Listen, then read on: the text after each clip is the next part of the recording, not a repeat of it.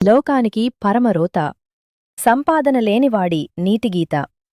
అవునండి, ఇది వినడానికి కొంచెం చేదుగా ఉన్నా నేటి సమాజంలో పచ్చి నిజం. మనిషి దగ్గర డబ్బులేనప్పుడు చెప్పే మంచి మాటలు కూడా లోకానికి చెత్తలాగే కనిపిస్తాయి.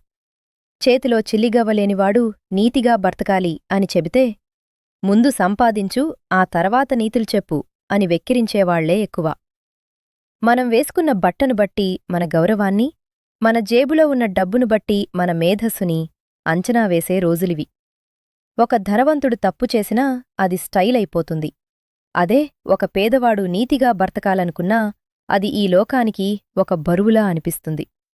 అందుకే అంటారు, సంపాదన లేనివాడి మాటకి సభలో విలువ ఉండదు, ఇంట్లో ఆదరణ ఉండదు. లోకం కేవలం విజయానికి మాత్రమే దాసోహమంటుంది కాని ఆ విజయం వెనుక ఉన్న విలువలను పట్టించుకోదు. ఇలాంటి వెనకటి ముచ్చట్లు వినడానికి మన ఛానల్ని ఇప్పుడే ఫాలో అవ్వండి. మళ్ళీ రేపటి ముచ్చటలో కలుద్దాం.